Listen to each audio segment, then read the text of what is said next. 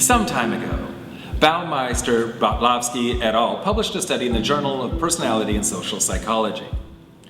They took some unsuspecting, hungry students as subjects and put them in a room with 2 plates of food, one with cookies and one with radishes. They were left alone in the room. Half of them were invited to eat the delicious chocolate chip cookies, and the other group was asked to resist trying the cookies in front of them, but were allowed to enjoy eating some of the crisp radishes. After having to eat or resist the cookies, the participants were given some puzzles to demonstrate how smart they were. The crafty researchers gave them problems that were unsolvable. The cookie eaters spent about 19 minutes trying to solve the problems. The poor radish eaters, they gave up trying to solve the problems after about 8 minutes. You might suppose that the researchers concluded that everyone should eat cookies before tests for success. But that's not what they recommended. They found that self-control in the face of temptation is an inexhaustible resource. You only have so much just say no until you get to just say yes. When you're forced to use your willpower, it complicates decisions that you might have to make later in the day. You can develop your willpower with regular practice. We recommend willpower when you're highly motivated. Until then, it's best to rely on creating easy habits for success. One way that a healthy habit can help in a big way is that any habit can be what we call a keystone habit. A keystone habit is one that influences your other behaviors in your life and you benefit exponentially. A rising tide lifts all boats. Let me give you some examples. In 2006, researchers Megan Oden and Ken Chang wanted to know if willpower was a power that could be developed. So they put people through cardiovascular and resistance training programs for about 2 months.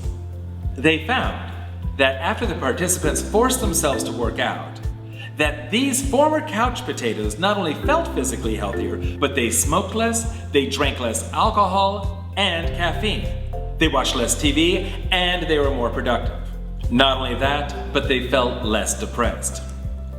Oden and Chang thought perhaps the physical fitness rather than the willpower was the cause of the other good behaviors. So they put a new set of participants on a 4-month money management program in which the participants denied themselves luxuries.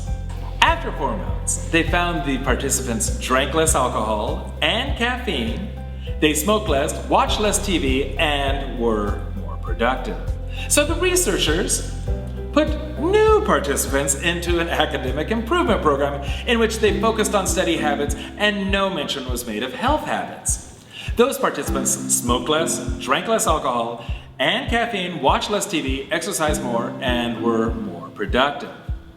Todd Heatherton of Dartmouth says, part of what's happening is that you're changing how you think. People get better at regulating their impulses. They learn how to distract themselves from temptations. Once you've gotten into that willpower groove, your brain is practiced at helping focus on your goal. Although Oden, Chang, and Heatherton were looking at willpower, they also demonstrated how good habits are often what behaviorists call keystone habits. Those are habits that lead to other, sometimes unintended, behaviors. There are also bad keystone habits, like hanging out with that crowd your mother told you about. We're advocating that you make your first habit so small that you don't have to rely on a high level of motivation. If you're raring to go, then absolutely take a big step.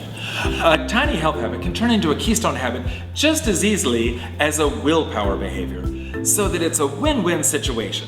Often you don't even have to be conscious of the changes that are happening because of that keystone habit. One good thing just leads to another. More often than not, it's hard to stick to good habits because you don't see good results immediately.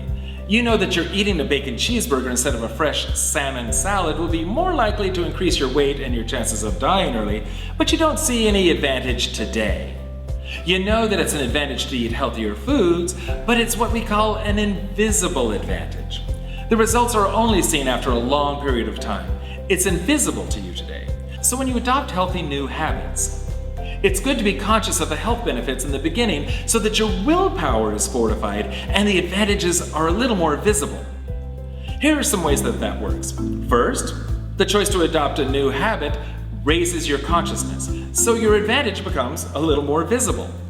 Second, the reward that you give yourself also makes your advantage a little more visible, so you're more likely to stick with it.